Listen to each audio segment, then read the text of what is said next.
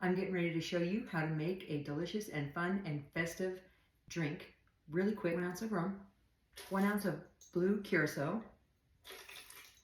1/2 ounce of simple syrup, and just a splash of, this is a grapefruit soda, but you can use lemon lime soda if you prefer. Just a splash, blend it up. A couple more scoops of 1 ounce of pineapple juice, 1/2 ounce of simple syrup, and a 1/2 ounce of cream of coconut. Blend it up. Now put that over your blue layer.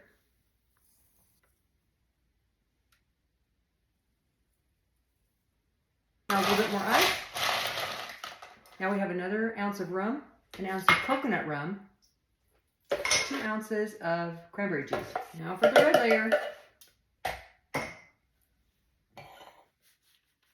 In my defense, I thought that these wine glasses would be big enough. These are huge wine glasses.